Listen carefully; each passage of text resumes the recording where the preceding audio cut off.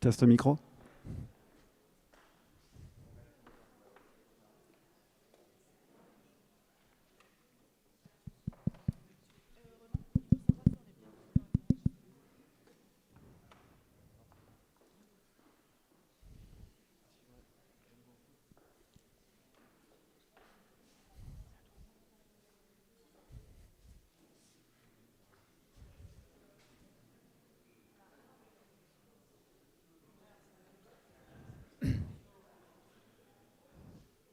Un, deux, un, deux. C'est bien là, Michel? Ah pardon, c'est Renan. Je sais pas.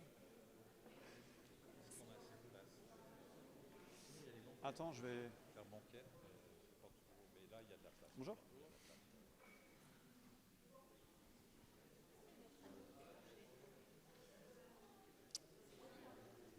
C'est ici, Renan? C'est là, tu crois? Je sais pas si c'est déjà activé en fait. Tu vois si le... C'est lancé là? Ouais, là. Donc ça devrait être à l'antenne là. Bonjour, bonjour à tous. Vous souhaitant évidemment une bonne année. Bonjour Marine Le Pen, Bonjour. présidente du groupe Rassemblement National ici à l'Assemblée bien évidemment. Merci d'avoir accepté notre invitation pour cette conférence de presse hebdomadaire de l'Association des journalistes parlementaires, qui est aussi votre rentrée politique et médiatique. Alors quelques mots pour rappeler que notre rencontre est retransmise en direct sur le portail vidéo de l'Assemblée nationale, qu'un live tweet est assuré par notre ami Stanislas Noyer. Et si vous le voulez bien, nous allons évidemment commencer par la réforme des retraites avec une première question de Chantal Didier. Je vous demanderai, si vous le voulez bien, de poser vos premières questions sur ce thème-là pour que le débat soit un peu, la conférence de presse soit un peu organisée. Et puis évidemment, ensuite, on ouvrira à l'ensemble des autres thèmes que vous souhaiterez aborder. Chantal. Merci. Bonjour Madame la Présidente. Bonjour. Vous avez qualifié la réforme des retraites d'injuste et de régression sociale hier dans un tweet.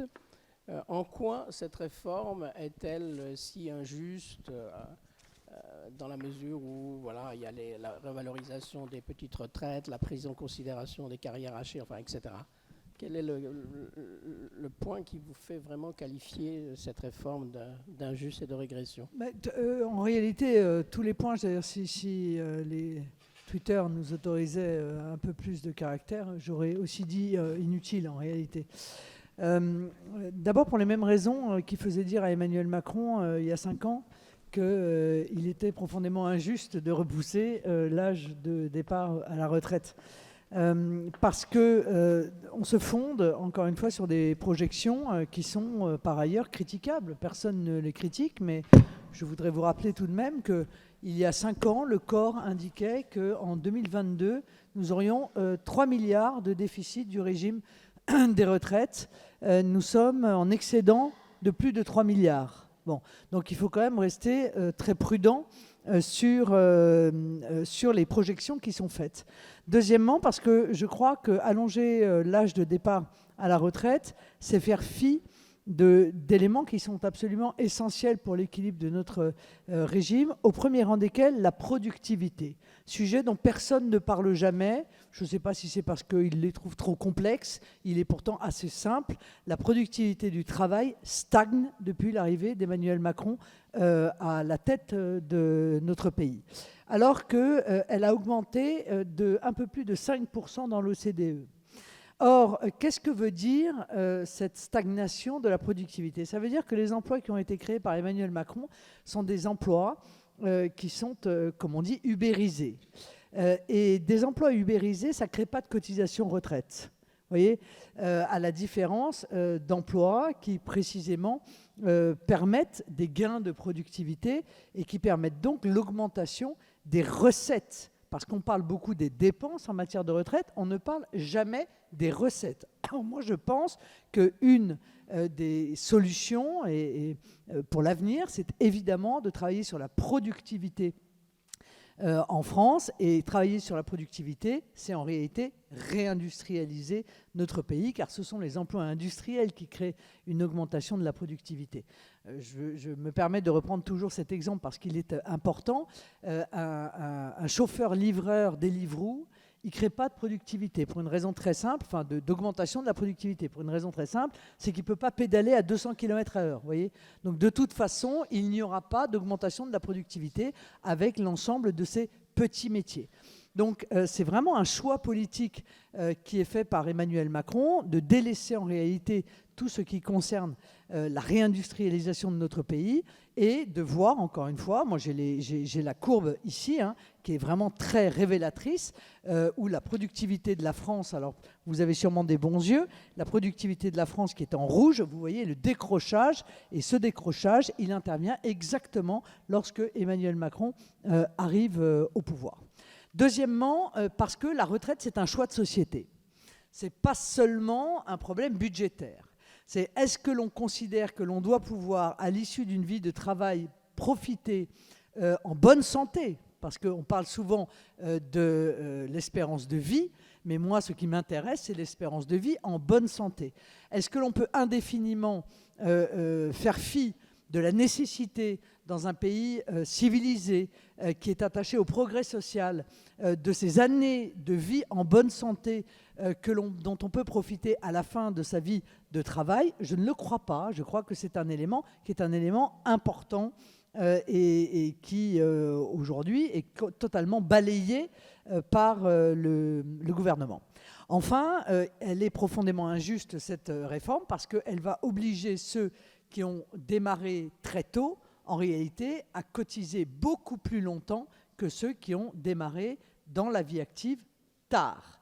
Et ça, c'est exactement l'inverse de la vision que je peux avoir, et l'inverse d'ailleurs de la proposition de réforme que j'avais pu faire pendant la campagne présidentielle, qui se basait exactement sur une situation inverse. C'est-à-dire la situation inverse étant la suivante.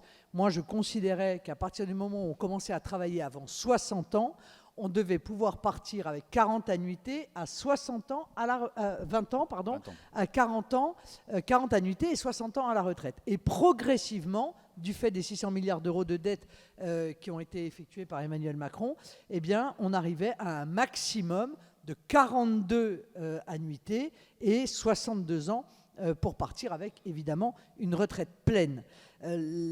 Enfin, pardon d'être un peu longue, mais c'est vrai que c'est un sujet qui est très riche. Enfin, je la trouve d'une très grande brutalité, cette réforme. Est-ce que vous vous rendez compte tout de même, alors moi je ne parle pas de moi particulièrement, c'est pas moi qui ai choisi les dates de mise en application, mais quelqu'un qui est né la même année que moi, c'est-à-dire en 1968, a vu donc sa durée de travail augmenter de 4 ans en l'espace de 11 ans. Voilà, 4 ans en l'espace de 11 ans. La rapidité avec laquelle le gouvernement entend mettre en œuvre la réforme Touraine, la rapidité avec laquelle il entend mettre en œuvre cette augmentation de la durée du temps de travail est inusitée et j'allais même dire peut-être même historique, puisque des gens qui devaient partir l'année prochaine à la retraite ne pourront pas partir à la date à laquelle ils l'ont anticipé. Je veux dire, jamais ça ne se fait comme ça, parce qu'il y a une forme de respect à l'égard des gens qui prévoient leur arrivée à la retraite, qui ont des projets de vie, et cette rapidité de mise en œuvre de cette réforme au moment, et j'en terminerai par là, au moment où la France va très mal sur le plan économique, pardon. Enfin, je veux dire, nous avons une inflation des produits alimentaires dont les dirigeants de la grande distribution nous disent qu'elle va s'aggraver dans les semaines qui viennent. Nous avons une crise énergétique qui fait que des entreprises vont fermer, n'arrivent plus à faire face à leurs factures. Nous avons en juillet 2023 les prix régulés du gaz pour les particuliers qui sont censés disparaître avec l'augmentation que l'on connaît du gaz. Toutes ces mots d'ailleurs ayant entraîné le recul du gouvernement sur la mise en place de sa mesure de baisse de l'indemnisation du chômage. Et c'est maintenant que l'on décide de surcroît de rajouter à la barque des Français qui n'en peuvent plus en leur expliquant qu'ils vont être amenés à subir cette réforme très injuste et très brutale. Alors pourquoi le gouvernement fait-il, selon vous, cette réforme impopulaire? Moi je pense que c'est parce que l'Union européenne lui en a fait une demande pressante. C'est-à-dire que je pense qu'il y a une forme de chantage, je le dis depuis des années d'ailleurs, il y a une forme de chantage de la part de l'Union européenne en disant vous aurez votre plan de relance si vous mettez en place, d'ailleurs chaque année on retrouve dans les directives appelées conseils mais qui sont en fait des directives de l'Union européenne, cette exigence de la réforme du système des retraites. Donc c'est en quelque sorte un donnant-donnant, parce que sinon c'est incompréhensible. C'est ce que j'ai expliqué à Madame Borne quand je l'ai vue. J'ai dit écoutez, il y a quand même un côté sadique du gamin qui arrache les ailes des mouches, quoi. Je veux dire, au moment où les Français sont dans une difficulté lourde, une situation qui est quand même pas traditionnelle, vu l'effondrement de leur pouvoir d'achat, en plus, vous mettez en place avec une urgence absolue une réforme des retraites, alors même qu'au moment où nous nous parlons, ce système des retraites est excédentaire. Première question, Jean-Michel. Oui, bonjour, Jean-Michel Lamy, Nouvel Économiste. Alors, pardonnez-moi, je vais encore parler de chiffres. Au début de votre intervention, vous avez évoqué les excédents notés par le fameux Conseil d'orientation des retraites. Alors ma question porte sur un sujet qui est ignoré, et c'est celui du régime des retraites de la sphère publique, notamment SNCF, régimes spéciaux, etc. Tout ça, ça coûte chaque année 30 milliards d'euros. Alors le gouvernement ne traite pas le sujet. Ma question, est-ce que vous, dans une perspective d'arriver aux affaires, vous traiteriez ce sujet, 30 milliards d'euros de déficit dont on ne parle pas? Vous noterez d'ailleurs que la clause du grand-père, elle ne s'applique pas pour les salariés du privé. Hein. Voilà, donc on prend beaucoup... Non mais d'accord, mais si vous voulez... Moi, je considère que quand on a embauché quelqu'un avec des conditions de travail qui incluaient, pour les fonctionnaires qui bénéficient des régimes spéciaux, de la spécificité de leur retraite, on ne peut pas brutalement changer les règles du contrat. Voilà. Donc je suis assez pour cette clause du grand-père. Mais je note que le gouvernement qui prend du coup beaucoup de gants avec le secteur public, ce que je peux comprendre encore une fois, parce qu'il y a une question de confiance dans les signatures des contrats, ne fait pas la même chose pour les salariés du privé qui, eux, se voient imposer cette retraite extrêmement brutale. Moi, encore une fois, je considère que quand je dis c'est un choix de société, je veux dire que même s'il y a un déficit de notre régime de retraite, il faut agir sur d'autres piliers que ce que j'ai appelé le triangle des Bermudes, hein, c'est-à-dire baisse des pensions, hausse des cotisations ou allongement de la durée du travail. J'appelle ça le triangle des Bermudes du MEDEF. Bon, d'ailleurs, à chaque fois, on s'y retrouve, sauf que ça ne fonctionne pas. Parce que ça fait combien de fois qu'on fait des réformes des retraites en nous expliquant que ça va sauver la retraite? Monsieur Woerth, avait fait une réforme des retraites de 60 à 62 ans, ça devait sauver le système des retraites. Bon, ça n'a pas sauvé le système des retraites, c'était pas il y a 30 ans, hein. C'était il y a 10 ans ou 11 ans. Bon. Or, qu'est-ce qui s'est révélé d'ailleurs à l'issue de cette... Alors, je ne l'ai pas retrouvé en venant, donc je vous le dis quand même, parce que je l'ai déjà évoqué dans un certain nombre de médias. Il y avait eu, et je l'ai évoqué d'ailleurs à Madame Borne, il y avait eu un rapport du Conseil d'analyse économique, qui ne dépend pas du Rassemblement national, hein, qui avait indiqué cet été qu'en réalité, le bénéfice budgétaire de la réforme Woerth était nul. Pourquoi ?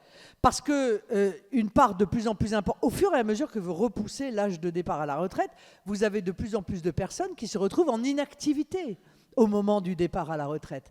Et par conséquent, il faut que les processus de soutien sociaux prennent le relais. Chômage, incapacité, maladie, et tout cela coûte de l'argent. Et en l'espèce, ça a coûté autant d'argent que le bénéfice budgétaire qui a été la conséquence de l'allongement de la durée du travail. Donc c'est en plus, encore une fois, un mauvais calcul qui est fait. Mais je reviens à ce que je disais au départ, même s'il y a un déficit, eh bien c'est un choix de société. Est-ce qu'on préfère dépenser... Moi, je veux dire clairement, la réforme que je propose coûte, à l'issue de sa mise en œuvre pleine et entière, au moment où je vous parle, hein, coûterait 9 milliards d'euros par an. J'assume. J'assume de dépenser 9 milliards d'euros par an pour que les Français qui ont commencé à travailler avant 20 ans partent à 60 ans et que ceux qui ont démarré jusqu'à 24 ans eh bien, partent après 42 annuités. Je l'assume. Voilà, c'est un choix, nous dépensons des milliards. Je rappelle tout de même qu'on nous présente le déficit de la sécurité sociale comme quelque chose d'absolument épouvantable. Donc non seulement cette année c'est faux, mais de surcroît c'est sur 350 milliards. Donc on nous dit 10 milliards comme si c'était une somme considérable, mais 10 milliards sur 350 milliards, c'est quand même pas considérable.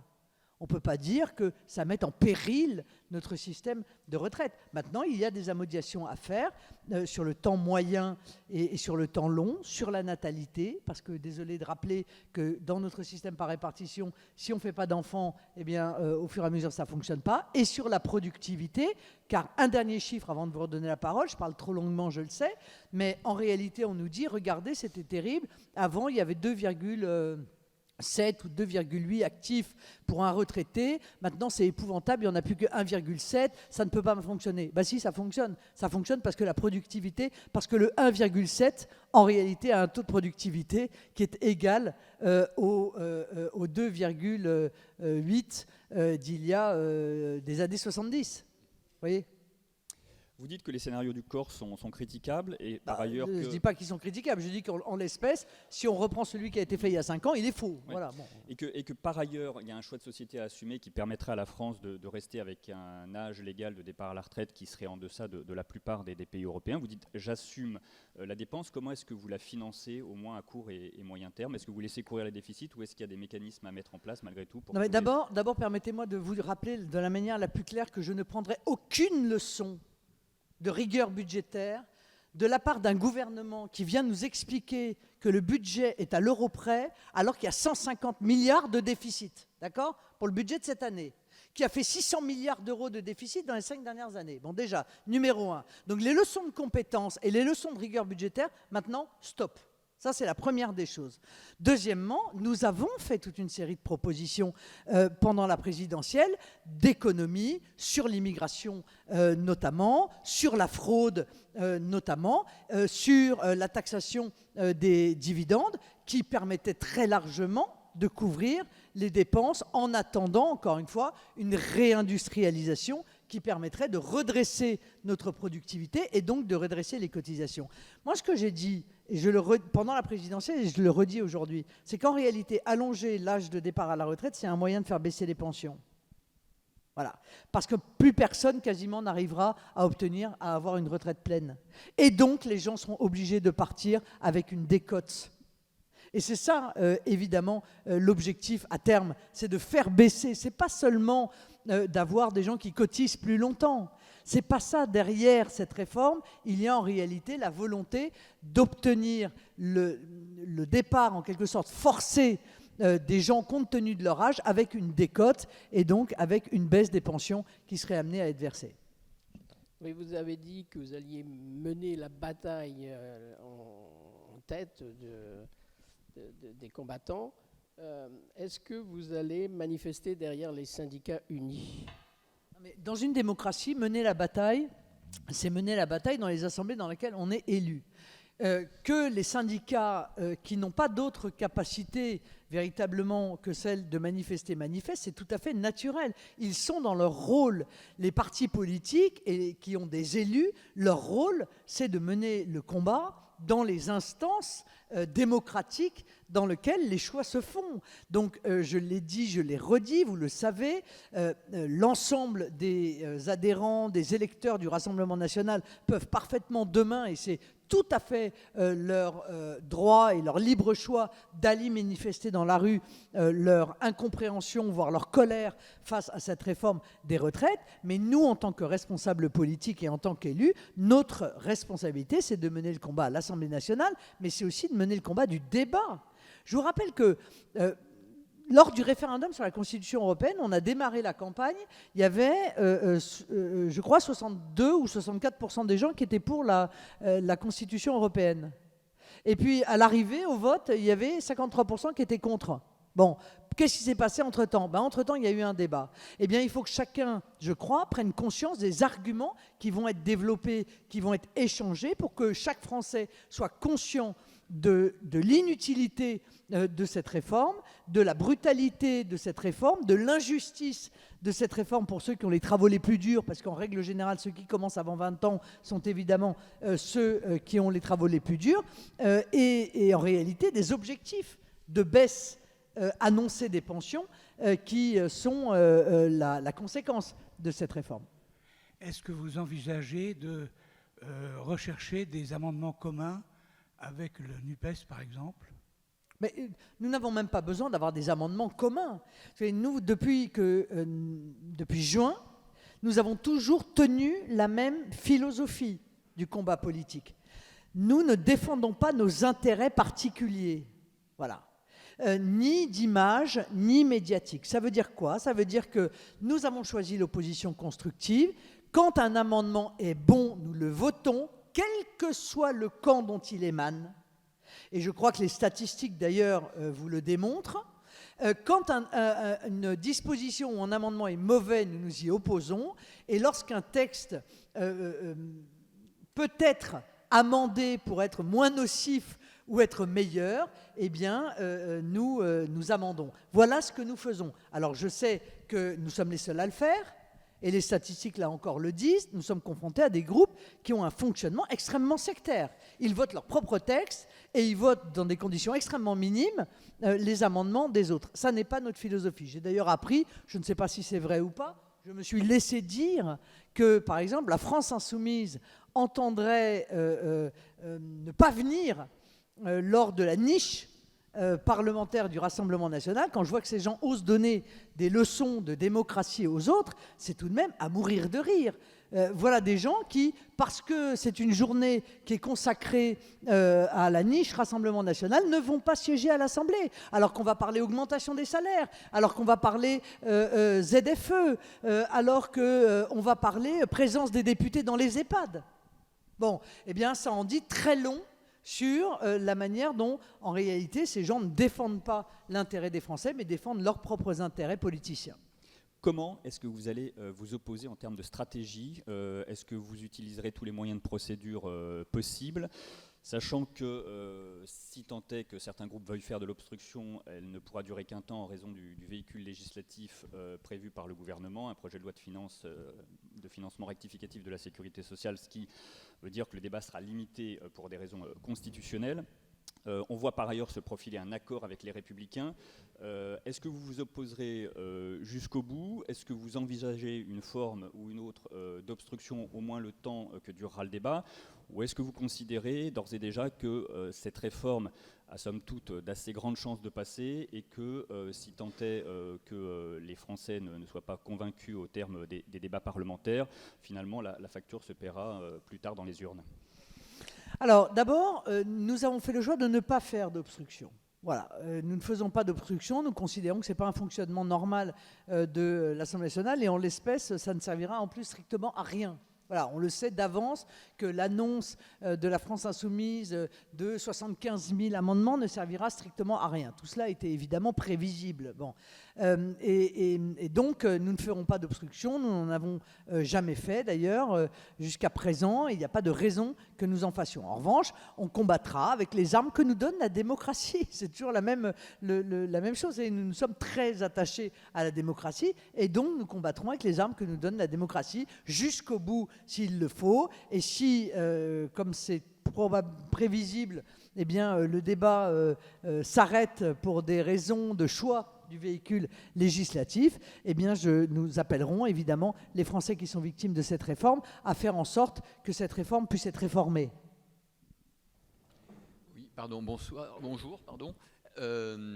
Finalement, dans l'analyse que vous faites, il y en a au moins quelques-uns qui peuvent se réjouir, Thomas Piketty, les experts de l'OSCE, parce qu'il y a finalement, entre leur analyse et la vôtre, pas la moindre épaisseur de papier de cigarette entre ce que vous analysez et ce qu'eux-mêmes analysent. Alors, pour ce qui concerne Piketty et puis quelques économistes de gauche, où se fait le clivage entre le RN et la gauche? Alors, d'abord, permettez-moi de vous dire que je plaide depuis déjà de très très nombreuses années, hein, vous le savez, pour la disparition du clivage gauche-droite. Bon. Donc je ne crois pas à ce clivage auquel se raccrochent un certain nombre de personnes qui en ont la nostalgie, comme Jean-Luc Mélenchon notamment. Moi, je n'y crois pas à ce clivage gauche-droite. Donc oui, il peut nous arriver d'avoir des analyses qui puissent être communes sur ce sujet, pas sur d'autres. Voilà. Nous sommes dans un clivage nationaux contre mondialistes, et je pense que là, pour le coup, on est au cœur des intérêts du peuple français sur la retraite. Alors oui, nous partageons un certain nombre d'analyses, nous ne partageons pas obligatoirement les mêmes solutions. Hein, vous le savez, nous avons une divergence de vue sur la réforme nécessaire des retraites avec la gauche, mais attendez quelques semaines et vous verrez que nous aurons une divergence fondamentale sur l'immigration, par exemple, avec la gauche qui souhaite ouvrir les vannes de l'immigration, régulariser l'intégralité des clandestins, ouvrir grand les frontières, n'avoir plus aucune exigence dans ce domaine, alors que nous considérons qu'il faut au contraire renforcer considérablement ces critères et ces exigences. D'autres questions sur les retraites éventuellement, avant de passer à d'autres sujets? Non, on a fait le tour pour ce matin. Quant à LR, oui, LR, qu'est-ce que vous voulez que je vous dise? LR est macronisé depuis déjà un certain nombre de temps, donc ils sont désespérés, ils sont toujours d'accord avec Macron. Ils sont obligés de voter en permanence avec Macron. Il n'y a qu'un malheur, c'est qu'ils auraient pu au moins se dire, parce que quand on a, encore une fois, l'intérêt du peuple français à cœur, on peut, comme ils le font depuis des années, défendre l'allongement de la durée du travail. Et là, pour le coup, ils doivent très certainement considérer que cette réforme va exactement dans le sens qu'ils souhaitent. Mais on peut aussi se dire que ce n'est pas le moment. Ils auraient pu dire que ce n'est pas le moment, parce que, objectivement, en plus, ce n'est pas le moment. Non seulement elle est injuste, inefficace, etc., mais en plus, c'est vraiment pas le moment, en ce moment, d'imposer ça aux Français compte tenu des mois qui sont en train de vivre et des mois qui arrivent. Eh bien, même ça, il semblerait qu'il n'ait pas le courage de le dire. Enfin, quoique, j'ai vu que Xavier Bertrand venait de déclarer qu'il était très opposé à cette réforme des retraites. Donc, j'ai l'impression qu'il n'y a pas véritablement une unanimité au sein de LR. Juste une précision, vous avez dit que si les débats doivent s'arrêter en raison du véhicule législatif, vous appellerez les Français à faire en sorte que cette réforme soit réformée, c'est-à-dire concrètement? C'est-à-dire d'arrêter de voter pour ceux qui sont pour la retraite à 64 ans, et encore moins pour ceux qui sont pour la retraite à 67, si vous voyez de qui je veux parler. Monsieur Édouard Philippe, hein, dont moi je n'ai pas oublié qu'il réclame, lui, la retraite à 67 ans. Et la retraite à taux plein, enfin c'est très technique, mais la retraite à taux plein ou la retraite pour tout le monde? L'âge légal, on parle de l'âge légal, c'est-à-dire l'âge auquel on peut partir lorsqu'on a le nombre de trimestres nécessaires. Bon, après, l'âge de 67 ans ne bouge pas, mais il est évident que quand vous déclarez que l'âge légal est à 67 ans, ça veut dire que vous allez évidemment demander une augmentation à peu près parallèle du nombre de trimestres qui doivent être cotisés. Pardon, juste une petite précision. Vous, les 67 ans pour l'âge à taux plein limite, vous les maintenez? Oui, nous, on ne les bouge pas dans la réforme. Mais si vous voulez, il faut d'ailleurs refaire nos calculs par rapport à ce qu'on gagnait, mais par rapport à la situation actuelle du système des retraites, c'est-à-dire avant la réforme proposée par Elisabeth Borne. Quelqu'un qui entrait entre 17 et 20 ans avec notre système gagnait deux années et quart. Bon, jusqu'à 24 ans, puisque c'est progressif, où l'on gagnait encore un trimestre. Ce n'est qu'à partir de 24 ans et demi d'entrée dans la vie active que la situation était la même qu'aujourd'hui. Mais pourquoi cela? Parce que, encore une fois, il s'agit d'un phénomène de justice. Quand on commence à travailler jeune, c'est souvent dans un travail qui est manuel, qui est dur. Et quand on commence à travailler à 24 ans et demi, c'est en général parce qu'on a fait des études, qu'on fait un travail intellectuel, et que par conséquent, le travail, incontestablement, est moins difficile. Et l'âge de départ à la retraite peut être évidemment supérieur. Moi, j'attends de voir comment vont faire les déménageurs à 63 ans, comment vont faire les carreleurs à 63 ans, les infirmières à 63 ans. Vous voyez bien que ça n'est pas tenable. Donc ces gens termineront en maladie, et encore une fois, le coût supplémentaire qu'engendrera ce report, eh bien, rendra cette réforme d'autant plus inefficace. Edgar Faure, qui a présidé cette assemblée, était favorable aux majorités d'idées. C'est ce qui se passe pour la première fois au cours de cette législature, puisque la loi d'hier, le projet de loi hier, a été voté grâce à la gauche, et la droite est prête à voter le projet sur les retraites.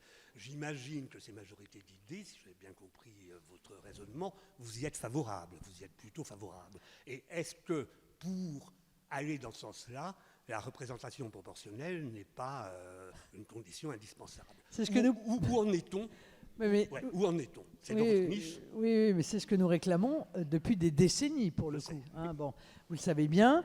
Et à chaque fois, on nous a opposé. Ah, mais c'est épouvantable. Il va être impossible de faire passer un texte. Il y a la proportionnelle. Et on avait expliqué que la proportionnelle nécessitait de travailler plus, évidemment, parce qu'il faut trouver une majorité sur un texte, et cette majorité n'est pas obligatoirement la même sur un texte ou sur un autre. Voilà, elle peut être mouvante, ça s'appelle le travail démocratique, le travail parlementaire. C'est ce que font d'ailleurs l'ensemble des autres pays d'Europe. Nous sommes les seuls à avoir conservé un mode de scrutin qui est un mode de scrutin totalement imparfait. Et je vous le dis, je le disais hier, on me disait c'est parce qu'il ne vous est pas favorable, je le dis encore aujourd'hui, alors que nous sommes le premier groupe d'opposition. Donc c'est une question de principe, au-delà du fait que je pense que la proportionnelle recrée un lien très fort entre les électeurs et leurs élus, ce qui n'est pas le cas du système actuel.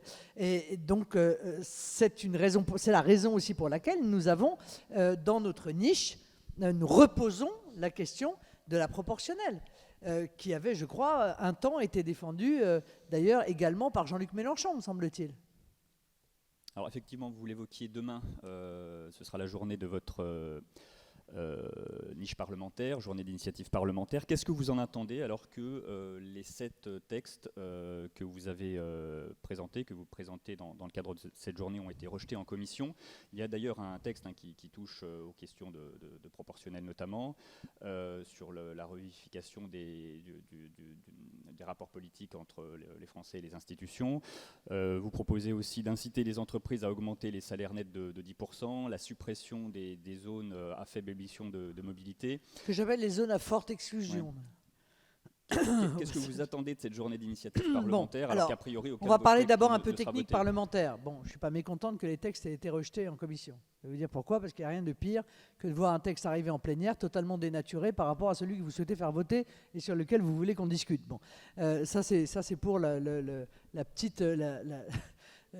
voilà, la petite tambouille parlementaire. Qu'est-ce que j'en attends? J'en attends d'abord que les Français constatent que nous avons respecté notre promesse. C'est-à-dire, notre promesse était de s'attaquer à leur vie quotidienne. Voilà.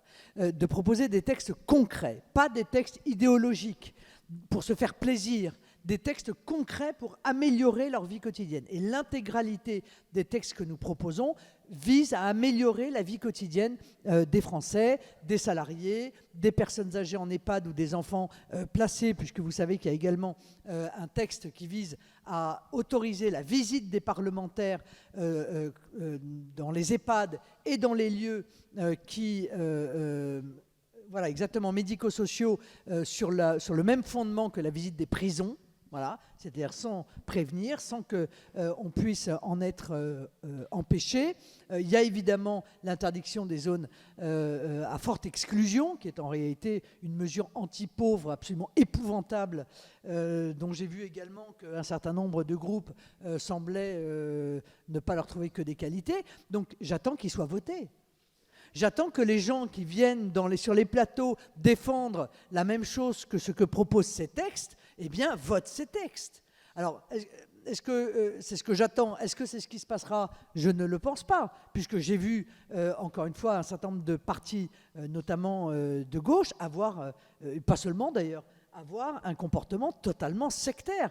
Je vous rappelle tout de même que l'affaire de la réintégration des soignants. Enfin, la réintégration des soignants fait l'objet d'une obstruction parlementaire scandaleuse de la part du gouvernement. Nous reprenons ce texte en l'état. Ce n'est pas notre texte, c'est le texte de Madame Fiat. Nous le reprenons en l'état en espérant que le débat puisse redémarrer au moment où il s'est achevé lors de cette obstruction parlementaire. Eh bien, ils ont préféré retirer leur texte, c'est-à-dire trahir tous ceux à qui ils ont fait la promesse qu'ils se battraient pour leur réintégration. Ils ont préféré trahir leur promesse plutôt que d'accepter que ce texte soit envisagé au cours de notre niche parlementaire. Ce sont vraiment deux visions radicalement différentes de la manière de faire de la politique. Mais cette manière de faire de la politique, elle est jugée par les Français. Et la France insoumise a une image qui ne cesse de s'effondrer auprès des Français. Et celle du Rassemblement national ne cesse d'augmenter auprès des Français, puisque le Rassemblement national qui est passé tout de même en l'espace de quelques années, de parti le moins apprécié de France au parti le plus apprécié de France. Voilà. Donc les Français, ils voient ce qui se passe au sein de cette Assemblée. Il ne faut pas croire qu'ils se désintéressent de ce qui se passe, de la manière dont les élus se comportent. Ils s'y intéressent et ils jugent cela. Et en l'espèce, ils jugent les sectaires de manière très dure. Vous voyez dans ce qui se passe autour de cette journée d'initiative parlementaire, finalement, les limites de votre stratégie de normalisation institutionnelle ? Non, je vois la limite des partis politiques français. Voilà, qui sont en réalité des gens qui donnent des leçons de démocratie, mais qui ne supportent pas la démocratie, qui sont plus attachés à la défense de leurs intérêts politiciens parfois minables, plutôt que la défense de l'intérêt des Français. Voilà ce que je vois. Je veux dire, autoriser des parlementaires à aller dans les EHPAD au moment où il y a eu des scandales inouïs dans les EHPAD, pas tous, mais il en existe. Autoriser des parlementaires à venir sans prévenir, visiter des EHPAD pour voir comment sont traités des gens qui parfois n'ont plus de famille et n'ont personne d'autre que nous pour venir les défendre, simplement parce qu'on ne veut pas mélanger nos voix avec celles du Rassemblement national. Mais c'est minable, objectivement. Les Français vont juger ça durement et ils ont raison. Voilà. Et ils vont s'apercevoir que le Rassemblement national est celui qui, en réalité, est le plus respectueux des règles démocratiques de notre pays. Oui, dans une de vos propositions de loi, vous défendez la présomption de légitime défense pour les policiers. Vous pensez que là, il y a vraiment les autres partis, les autres groupes pourraient voter pour une telle proposition ? Ça dépend s'ils votent en fonction de leurs idées ou encore une fois s'ils votent en fonction de leurs intérêts ou ce qu'ils croient être leurs intérêts partisans. Ça peut être leurs idées, là, quand mais, même. Oui, mais ça pourrait, mais je pense que l'intégralité des textes pourrait passer. Qu'est-ce qui s'oppose, objectivement, qu'est-ce qui s'oppose au vote de notre texte sur l'augmentation de 10% des salaires ? Voilà un texte qui ne coûte rien. Non mais d'accord, mais qui ne coûte rien à l'État. Alors on nous dit ah oui, ça coûte un manque à gagner. Oui, bah donc ça coûte rien. Il faut aussi arrêter de jouer sur les mots. Bon, qui fonctionne selon le donnant-donnant, c'est-à-dire que les entreprises ne sont pas forcées quant au risque de ne pas avoir la capacité d'absorber le choc d'une augmentation imposée des salaires. Les chefs d'entreprise attendent cette mesure.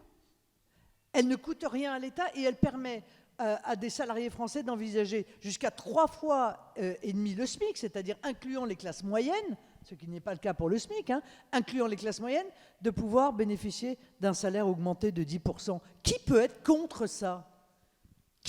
Qui a ne serait-ce que l'intérêt en même temps des entreprises et des salariés, qui constatent la baisse du pouvoir d'achat, qui constatent que les salaires sont trop bas en France, qui peut ne pas adhérer à cette proposition ? Voilà. Normalement, ni Renaissance, ni la gauche, ni LR. Donc vous voyez bien que ce texte-là, tout le monde peut le voter. Les ZFE, bon, là, vous allez avoir les écologistes qui vont défendre le fait que les pauvres doivent être sanctionnés parce qu'ils sont pour l'écologie punitive. Mais les LR ne peuvent pas voter l'interdiction des ZFE ? Si, bien sûr qu'ils peuvent le voter. Le droit de visite, qui va s'opposer à ça ?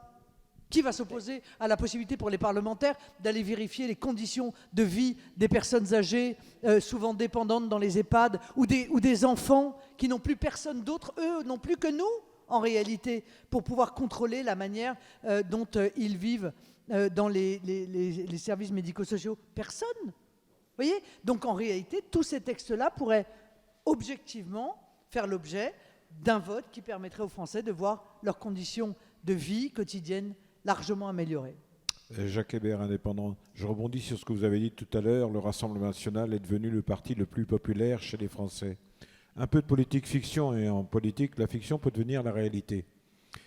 En ce moment, tout ce qui se passe, les gens disent, oui, ça sert le Rassemblement national, plutôt, ainsi de suite. Admettons que le président de la République, il en a déjà parlé, dissolve l'Assemblée nationale. Admettons, toujours en fiction et peut-être en réalité, que le Rassemblement national arrive à la majorité. Est-ce que dans ce cas-là, vous acceptez d'être la première ministre d'Emmanuel Macron? Il y aura un Premier ministre au Rassemblement national. Vous? Non, pas obligatoirement. Mais il y aura un Premier ministre Rassemblement national. Nous assumerons nos responsabilités. Il n'y a aucune difficulté là-dessus. Nous souhaitons le pouvoir. Nous ne sommes pas là pour faire du théâtre. Comme un certain nombre d'autres, nous souhaitons le pouvoir, nous souhaitons appliquer nos idées, nous souhaitons que l'intégralité de ces textes que nous soumettons à l'Assemblée nationale soit votée. Nous ne faisons pas ça uniquement pour nourrir nos réseaux sociaux. Donc nous assumerons nos responsabilités et bien entendu, nous nous réjouirons d'ailleurs du choix des Français. Mais je crains hélas que Emmanuel Macron n'ait usé de cette promesse de dissolution que pour... contraindre un certain nombre de groupes dont LR à l'obéissance. Annabelle. Quel regard portez-vous sur la présidence de Yaël Braun-Pivet, notamment en conférence des présidents lorsque l'organisation des débats est discutée? Est-ce qu'elle prend suffisamment en compte les groupes d'opposition? Et dernière question, est-ce qu'elle fait des différences finalement entre ces différents groupes d'opposition à gauche ou à droite? Écoutez, pour quelqu'un qui n'avait aucune expérience politique, il faut quand même le dire, des prédécesseurs avaient des longues carrières derrière eux, je trouve qu'elle est plutôt respectueuse du fonctionnement de l'Assemblée. Est-ce à dire que je ne conteste pas quand elle prend des décisions que je trouve injustes? Oui, j'ai été amené à le dire également. Je pense qu'elle a pris un certain nombre de sanctions qui me sont apparues au regard des faits reprochés sans commune mesure avec ces derniers.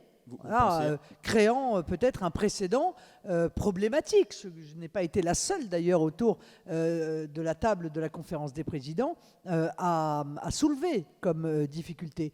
Mais dans l'ensemble, je suis obligé de constater, et je le fais avec beaucoup de grâce d'ailleurs, ça ne me pose pas de difficulté moi d'accorder des qualités à des adversaires politiques, qu'elle dirige l'Assemblée en respectant dans l'immense majorité des cas tout de même la représentation choisie par les Français. Vous pensiez à l'instant à l'incident, notamment au moment des questions au gouvernement avec votre député Grégoire de Fournas et l'exclusion qui s'en est suivie? Oui, pas seulement. Et également celle avec notre ami Loubet.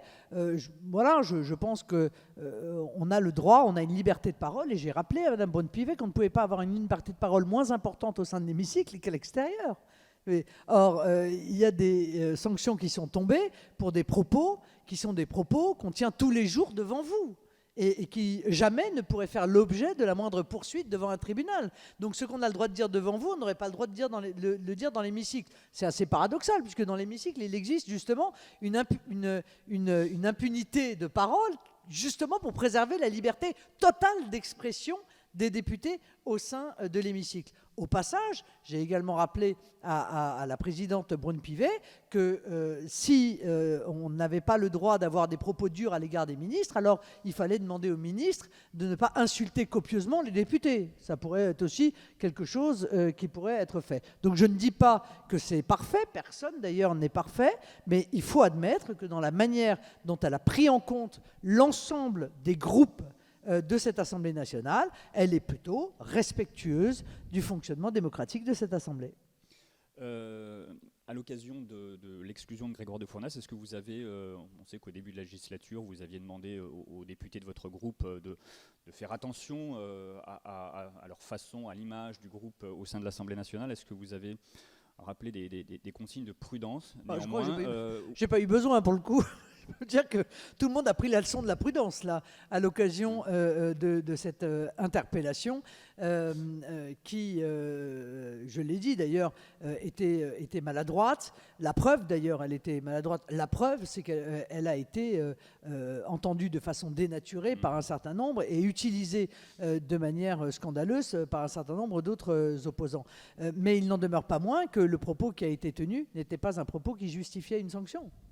Et qu'on ne peut pas, je pense, sanctionner un député au motif que ses adversaires politiques créent la perturbation. Voilà, donc je l'ai défendu devant la conférence des présidents. Je n'ai pas été entendu et malgré le fait que nous n'ayons pas été entendus dans nos arguments de défense, eh bien, Grégoire de Fournas a respecté scrupuleusement la sanction, a accepté et s'est soumis scrupuleusement à la sanction qui lui avait été imposée. On a longuement parlé des retraites qui vont faire l'actualité des prochaines semaines. Il y a un autre projet de loi qui est attendu dans les prochaines semaines en Conseil des ministres, c'est celui qui concerne l'immigration. On en connaît déjà les grands axes, avec notamment des mesures pour améliorer le taux d'exécution des expulsions, un retour de la double peine, le renforcement des contrôles aux frontières et des peines pour les passeurs, et puis en même temps de ce projet de loi, des dispositions pour mettre en place un titre de séjour concernant les métiers en tension qui serait expérimental. Pour ce qu'on sait de ce projet de loi aujourd'hui, qu'est-ce que vous en pensez? Est-ce que vous pourriez en voter un certain nombre de mesures? Et qu'est-ce que vous proposerez? J'en pense le plus grand mal. La réalité, c'est que tout ce qui s'apparente à de la fermeté est insuffisant et qu'en contrepartie, la création d'un appel d'air considérable que je trouve en plus très contraire à l'humanisme est considérable. Je ne sais pas si vous avez lu une tribune dans le JDD, me semble-t-il, de dimanche, qui est une tribune des médecins, de médecins français qui disent arrêtez de piller les médecins étrangers, arrêtez de piller les médecins africains. C'est ce que nous disons depuis des décennies. Je veux dire, cette immigration choisie, qui plaît tant d'ailleurs à LR, là encore, décidément, ils peuvent faire un groupe commun pour finir, c'est en réalité un marché de dupes. Et il n'y a rien de moins humaniste que d'aller empêcher les Africains de pouvoir être soignés par des médecins africains. Parce que c'est ça ce qui va se passer. En allant attirer des médecins africains pour aller dans des hôpitaux français, si possible dans des zones désertifiées, et si possible, parce qu'il y a toujours ça derrière l'idée, payer moins cher que les autres, eh bien on vide les Africains de la capacité d'obtenir des soins qui soient des soins de bonne qualité et des soins corrects. Donc on crée la désertification chez les autres. Bon. Et ça, je crois que c'est vraiment une vision de l'homme qui est totalement contraire à celle que nous défendons. Donc nous y sommes profondément opposés. Nous y sommes en plus opposés, y compris pour les soi-disant métiers en tension qui sont en réalité des travaux durs, parce que nous pensons que c'est l'augmentation des salaires qui va permettre de régler ce problème de pénurie, si tant est que cette pénurie soit aussi importante qu'on le dit, et non pas le fait d'aller chercher des gens qui vont accepter de travailler au salaire minimum. De ce salaire minimum devenant du fait de cette arrivée, un salaire maximum pour le travail en question. Donc tout cela est profondément pervers comme fonctionnement et nous y sommes encore une fois fondamentalement opposés. Et puis pardon, mais le en même temps ça ne fonctionne pas en matière d'immigration, vous voyez. Je veux dire, c'est soit on prend des mesures fermes contre l'immigration, soit on n'en prend pas. Mais il n'y a pas de en même temps. Moi j'aimerais d'ailleurs savoir qu'est-ce qui a justifié le relâchement total des visas pour l'Algérie. M. Darmanin a donné des coups de menton il y a quelques mois en disant regardez, nous sanctionnons l'Algérie en divisant par 2 le nombre de visas. Et puis là, on a appris au détour d'une 8e de page avec un astérisque que pour finir, eh bien, on supprimait totalement cette restriction. Pourquoi ? Les Français n'ont pas le droit de savoir pourquoi ? Et quelle va être la conséquence de cet afflux nouveau de visas qui vont être accordés. Donc rien n'est fait en fait pour limiter sérieusement l'immigration dans notre pays. Rien n'est fait pour limiter l'immigration clandestine dans notre pays. Et les promesses de mise en œuvre des OQTF sont aussi vieilles que moi. Voilà. C'est pas peu dire. Vous parlez d'appel d'air sur les métiers en tension. Le gouvernement dit que compte tenu des conditions qui seront posées, ça concernerait quelques milliers de personnes. On a noté que dans votre journée d'initiative parlementaire, d'ailleurs, il n'y a pas de texte consacré à l'immigration parce que vous vous réservez pour l'examen du projet de loi. Oui, et pour cause. Si vous voulez, quel est l'intérêt d'aller mettre un texte sur l'immigration dans notre niche alors que l'on sait que le texte sur l'immigration va arriver. Nous dirons tout ce que nous avons à dire à cette occasion. Nous déposerons tous les amendements que nous avons défendus, et notamment l'ensemble des propositions que nous avons défendues pendant l'élection présidentielle lors de l'examen de ce texte de M. Darmanin. Vous continuerez à plaider notamment pour un référendum sur le sujet, sachant que ça ne va pas de soi constitutionnellement parlant? Oui, bien sûr. Moi, je plaide pour un référendum pour une raison simple. Si vous voulez, j'essaie d'expliquer rapidement mon analyse. C'est que M. Darmanin va passer sa vie à dire « Ah bah oui, mais ça on ne peut pas parce que les textes européens ne veulent pas. Bah oui, mais ça on ne peut pas parce que l'Union européenne ne veut pas. Oui, mais ça on ne peut pas parce que le texte machin ne veut pas. » Donc, en réalité, il justifie sa propre incapacité à régler le problème de l'immigration contre la volonté des Français, d'ailleurs, parce que les Français, ils veulent qu'on règle le problème de l'immigration. Ils trouvent à une très grande majorité qu'il y a trop de laxisme dans ce domaine. Et il explique qu'il n'est pas possible de le faire. Je rappelle que le Danemark le fait. Donc comment le Danemark, d'ailleurs, peut le faire avec des mesures très, très, très fermes. Et nous ne pourrions strictement rien faire. Il me semble que là, il y a quand même un problème de cohérence. Mais surtout, je pense qu'il faut constitutionnaliser une partie du droit des étrangers. Il faut donc changer la Constitution et considérer que la Constitution a une valeur supérieure aux textes internationaux. Et que donc, s'il y a une contradiction entre un texte international et la Constitution, eh bien, ce texte international n'a pas vocation à s'appliquer en droit interne. C'est aussi simple que cela. C'est assez similaire à ce que fait l'Allemagne, d'ailleurs. Faut dire les choses. Et pour cela, il faut une réforme constitutionnelle. Et cette réforme constitutionnelle, je considère qu'elle doit passer par le référendum, comme le pensait d'ailleurs le général de Gaulle, qui pensait que la réforme de la Constitution, normalement, devrait être entérinée par les Français, puisque c'est notre loi supérieure. Bonjour, Xavier Robert, RRB Nouvelle-Calédonie. Il est prévu demain, je reviens quelques instants sur la niche parlementaire de demain, il est prévu, à moins que la proposition de loi ait été retirée, de débattre d'une proposition de loi rendant obligatoire le port de l'uniforme dans les écoles et dans les collèges. Alors c'est un sujet qui divise au sein du gouvernement. Sonia Backès, la secrétaire d'État à la citoyenneté calédonienne, applique le dispositif à la satisfaction générale en Nouvelle-Calédonie. Pap Ndiaye, dans des mots très durs, est hostile à ce projet, à ce dispositif. Au-delà de qui va gagner le match, est-ce qu'il ne serait pas mieux de s'inspirer un petit peu plus de dispositifs qui fonctionnent bien en Outre-mer et l'appliquer en métropole? C'est exactement ce que nous faisons. Car l'idée n'est pas d'ailleurs, ce n'est pas du port de l'uniforme dont nous parlons en fait. C'est le port d'un vêtement uniforme. Ce n'est pas exactement la même chose. Parce que quand on parle de l'uniforme, les gens imaginent leurs enfants avec une blouse grise. Non, ce n'est pas le sujet. Le sujet, c'est qu'il y ait un vêtement uniforme dans chaque école. L'objectif est double.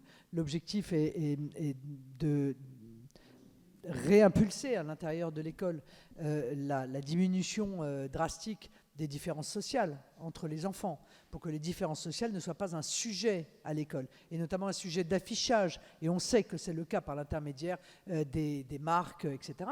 Et puis le deuxième, c'est le sujet de la neutralité, et notamment de la neutralité religieuse totale, pour faire face aux pressions islamistes qui se font jour dans un certain nombre de nos établissements et de manière de plus en plus fréquente. Donc ça fonctionne très bien en Nouvelle-Calédonie. Ça fonctionne également en Martinique. Et donc, oui, on peut évidemment tirer leçon du caractère très positif de cette mesure dans nos territoires ultramarins pour en prendre de la graine. Voilà, je pense que c'est en tout cas le sens, effectivement, de ce texte que nous avons inclus dans la niche. Vous avez fait une entrée remarquée à l'Assemblée nationale avec 89 députés. Je voulais savoir, est-ce que vous avez les mêmes ambitions pour le Sénat ? Est-ce que vous allez vous envisager de pouvoir créer un groupe, par exemple, au Sénat ou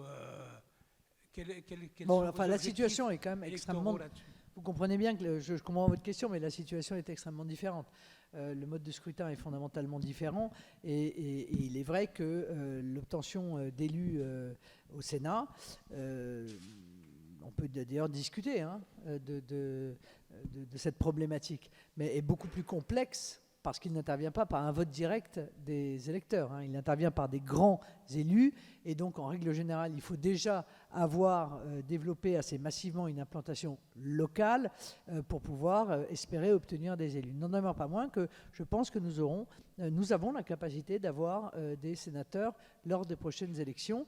Et nous lançons d'ailleurs, dès le mois de février, d'ores et déjà la moitié des candidats sont investis et dès le mois de février prochain, l'intégralité des candidats au sénatorial seront investis et partiront donc en campagne pour évoquer des sujets qui sont des sujets fondamentaux comme l'aménagement du territoire, comme la difficulté spectaculaire des collectivités face pas seulement à l'augmentation du prix de l'énergie, à l'augmentation du prix de l'énergie, plus à l'augmentation du prix des matières premières et de l'alimentation, plus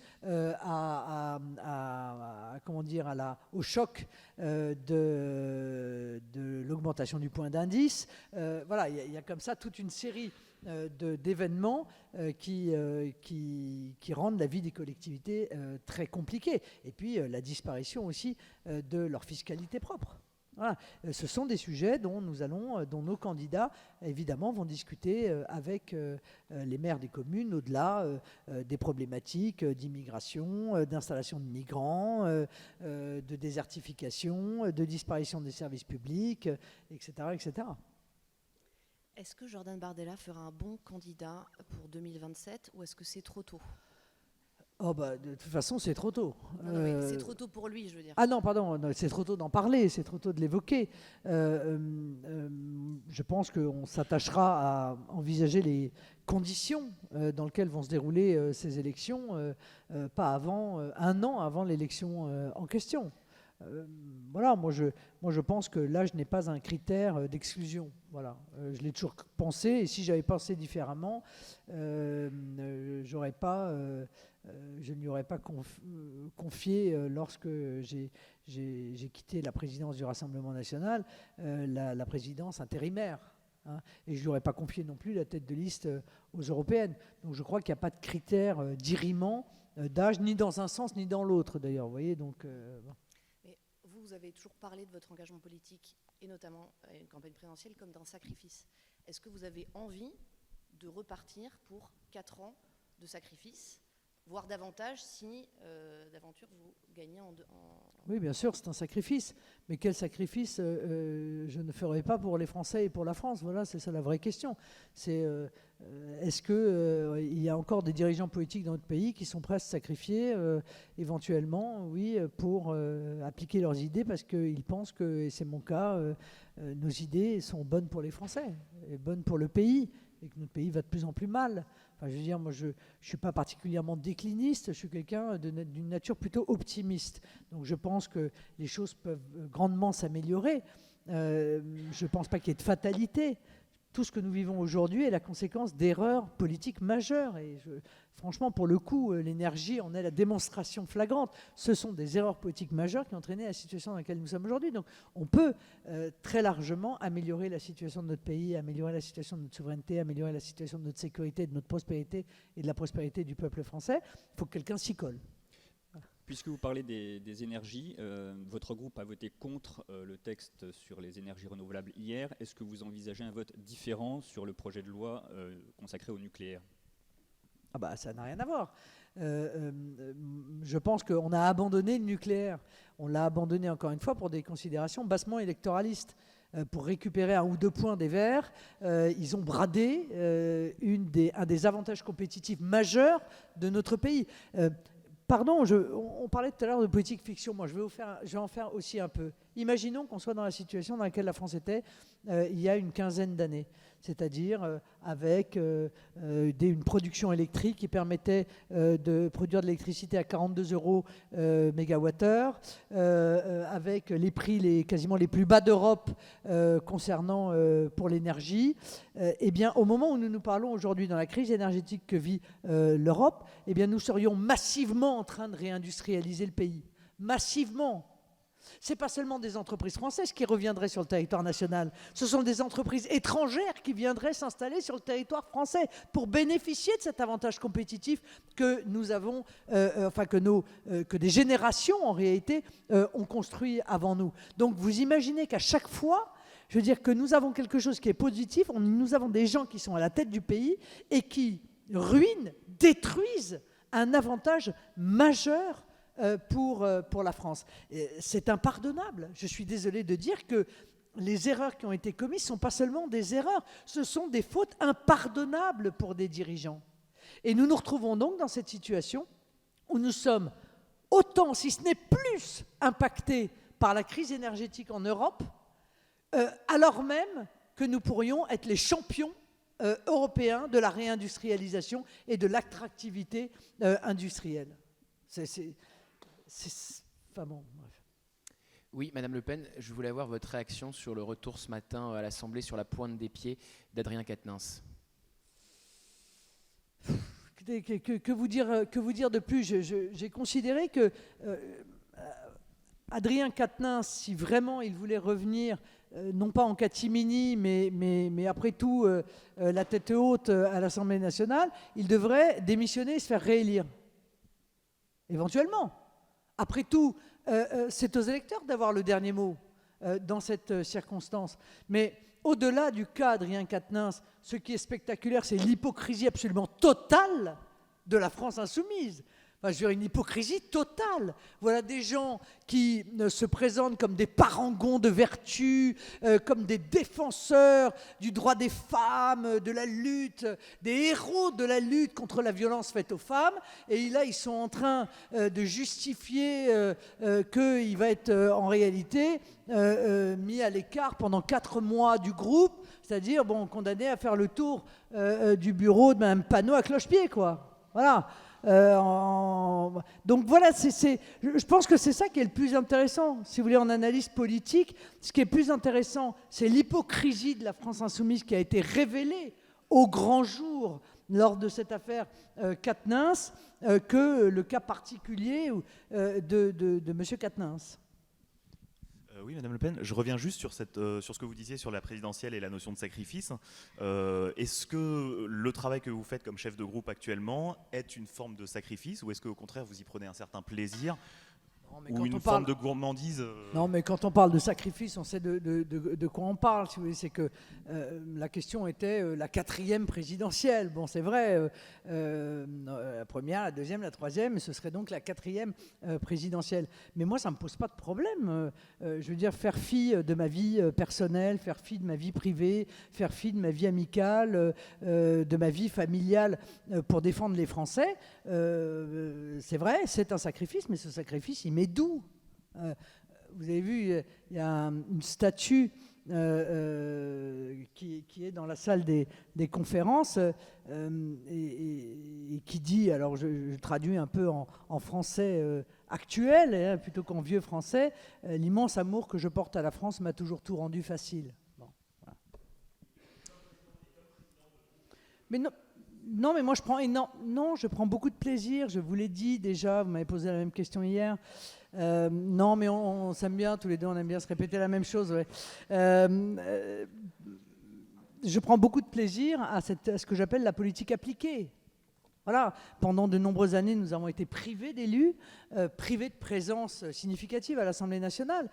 Or, passer de la politique, qui est une activité noble, extrêmement noble, je le crois, je le défends, à la politique appliquée, ne peut être que source de plaisir, que source de joie, que source de satisfaction. Elle est encore pas totale, puisque la vraie satisfaction, c'est lorsqu'on est au pouvoir.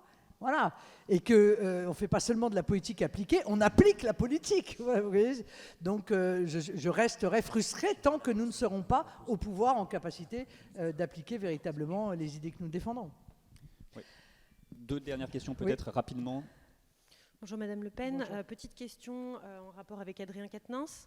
Aurore Berger vient d'annoncer qu'ils allaient déposer, le groupe Renaissance, une proposition de loi visant à créer une peine complémentaire d'inéligibilité en cas de condamnation pour violence conjugale ou intrafamiliale lors de la niche parlementaire Renaissance. Est-ce que votre groupe pourrait voter cette proposition? Non, je suis fondamentalement opposé au gouvernement des juges.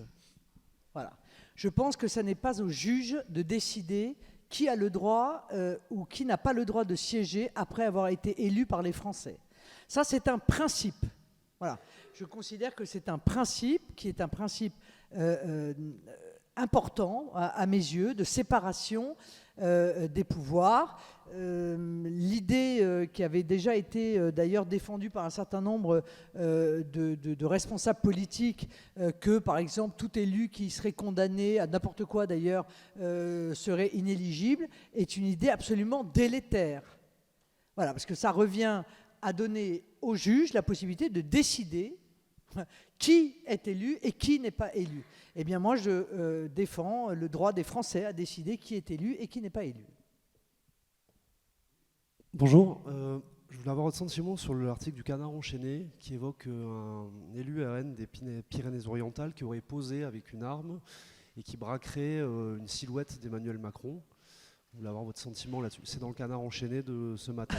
Écoutez, par définition, je ne suis absolument pas informé de cette affaire. Donc on commencera par savoir si c'est vrai, qui c'est, et si c'est le cas, il fera l'objet d'une sanction extrêmement ferme.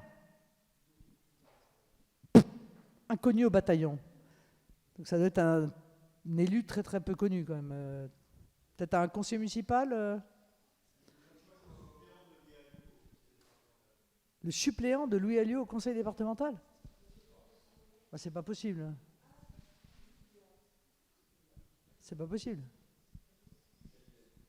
Bon, enfin bref, de toute façon, il n'y a pas de sujet, si vous voulez. Moi j'ai toujours dit, je vous redis la règle, parce que comme ça vous la comprenez bien, aucun parti politique peut échapper à découvrir en son sein un mouton noir. Aucun, voilà. Parce que les hommes sont des hommes, là où il y a de l'homme, il y a de l'hommerie, et donc voilà, personne ne peut être accusé. D'ailleurs, je pense qu'il faut juger un parti politique non pas au fait qu'il puisse avoir en son sein un mouton noir, parce que ça arrive à tout le monde, mais à la manière dont se comporte le parti politique lorsqu'il découvre qu'il existe un mouton noir. Et je pense que dans ce domaine, le Rassemblement national a toujours fait preuve en même temps d'une fermeté et d'une rapidité de décision lorsqu'il était confronté à cette situation qui, on le voit d'ailleurs, hein, au regard par exemple du comportement de la France insoumise, eh bien le Rassemblement national est irréprochable. Toute dernière question, parce qu'on a déjà dépassé le temps qui nous était imparti. On parlait de la prochaine présidentielle. Vous, qu'est-ce qui pourrait vous décider? Quelles circonstances vous pousseraient à y aller, à vous lancer une nouvelle fois? Bon, c'est un ensemble de circonstances. Ça relève de moi. Ce serait ma décision. Je la mûrirai donc le moment venu et j'intégrerai dans cette réflexion l'ensemble des circonstances dans lequel va se dérouler cette élection présidentielle, y compris d'ailleurs le souhait du mouvement auquel j'appartiens. Parce que je décide, mais je ne décide tout de même pas totalement seul. Si vous voulez, je suis celle qui peut dire non, mais je ne suis pas la seule à pouvoir juste dire oui. Bon. On aura sans doute l'occasion d'en reparler d'ici là. Nous ne sommes qu'en 2023, vous reviendrez peut-être ici d'ici à la fin de la législature. Merci Marine Le Pen d'avoir accepté notre invitation. Merci de votre invitation et bonne année à tous. Merci à tous et à la semaine prochaine pour une autre rencontre. Merci.